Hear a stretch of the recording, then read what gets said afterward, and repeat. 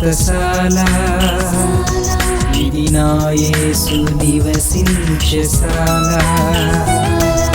పరిశుద్ధ గ్రంథంలో భక్తి కలిగినటువంటి ఒక స్త్రీకి దేవుడు ఈ పేరు పెట్టాడు. చూడండి, పరిశుద్ధ గ్రంథంలో నుండి ఎస్తేరు గ్రంథం 4వ అధ్యాయం 16వ వచనాన్ని చదువుకుందాం.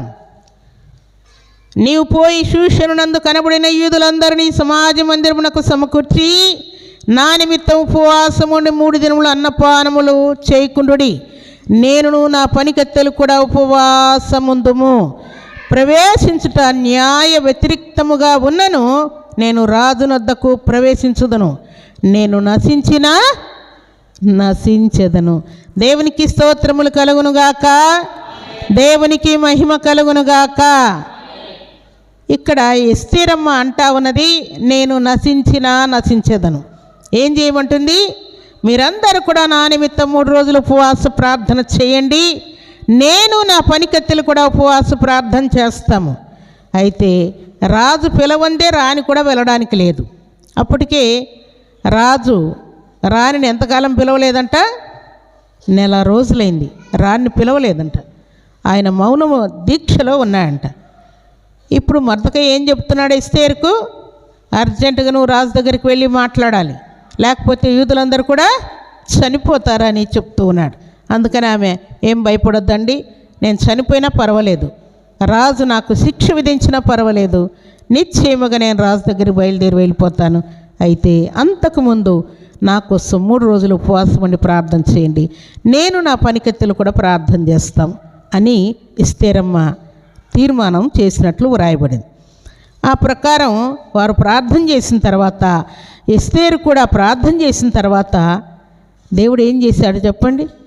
ఎస్తేరు రాజనగరులోనికి అంతఃపురంలోనికి అడుగు పెట్టగానే రాజు ఎస్తేరు ముఖం చూడగానే దయపుట్టిన వాడై ఎంతో జాలితో నిండిపోయి వెంటనే ఆమెకు మరణశిక్ష విధించకుండా రాణి యొక్క కోరికేంటో అడగమని సమాచారం ఇచ్చాడు.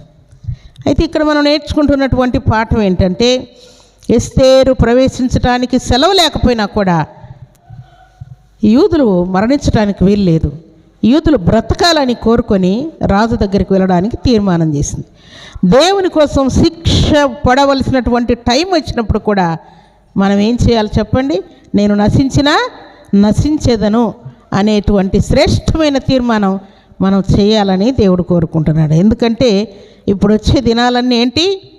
ఏమని చెప్పుకుంటున్నాం? దుర్దినములని చెప్పుకుంటూ ఉన్నాం. ఈ దుర్దినాల్లో మనకు చాలా కీడులు సంభవించబోతున్నాయి. ఇప్పుడే దేవుడు జల్లెడబడతాడంట. ఇప్పుడు దేవుడు జల్లెడబడతాడు. ఎవరు నీతిమంతులు, ఎవరు అనీతిమంతులు, ఎవరు నా కోసం నిలబడుతున్నారు, ఎవరు నా నుంచి దూరం అయిపోతున్నారు అని దేవుడు జల్లెడబట్టేటువంటి టైం ఇది. ఆ టైంలోనే ఎస్తేరు దేవుని కోసం నిలబడి యూదులందరి ప్రాణం తప్పించటానికి ఒక చక్కటి పాత్రగా ఆమె నిలబడింది. ఎస్తేర్ అంటే అర్థం ఏంటంటే నక్షత్రం అని అర్థం. ఇప్పుడు ఎస్తేరమ్మ నక్షత్రంలాగా పనిచేసిందా లేదా చెప్పండి? అనేకులను రాజు చేతిలో నుండి తప్పించి మరణశిక్ష విధించబడకుండా ఎంతమంది మరణానికి గురి కావాలని హామాను పన్నాగం పన్నాడో వాటన్నిటిలో నుండి ఆమె ప్రార్థన వలన, ఆమె తీర్మానం వలన, రాజు దగ్గరికి వెళ్ళి విన్నవించుకోవటం వలన యూదులందరికీ కూడా మరణశిక్ష విధించబడింది అన్న సంగతి తెలుసుకొని రాజు చేత సంతకం కూడా చేయబడింది.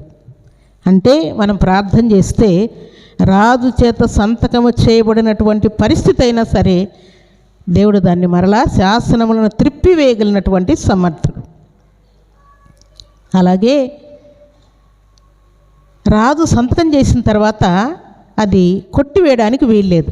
అందుకని రాజు, అయ్యో నేను సంతకం చేశాను కదా యూదులకు మరణశిక్ష అని, కాబట్టి ఇప్పుడు మీరేం చేయాలంటే ఇంకొక వేరే పత్రం రాసుకొని రండి, రాసుకొని వచ్చి రాజు మమ్మల్ని విడిపిస్తూ ఉన్నాడు అని నేను విడిపించినట్లుగా మీరు ఒక లేఖ రాసుకొని రండి, దానికి నేను సైన్ చేస్తాను, అప్పుడు మీకు విడుదల కలుగుతుంది. మొదట చేసినటువంటి ఆ సంతకం, మరణశిక్ష విధించినటువంటి సంతకం కొట్టివేయబడుతుందని రాజే మరలా సలహా ఇచ్చి యూదులందరి ప్రాణాన్ని తప్పిస్తాడు. దేవునికి స్తోత్రములు కలుగునుగాక. దేవునికి మహిమ కలుగునుగాక. దేవుడు మన దేవుడు శాసనములను త్రిప్పివేయగలిగినటువంటి దేవుడు.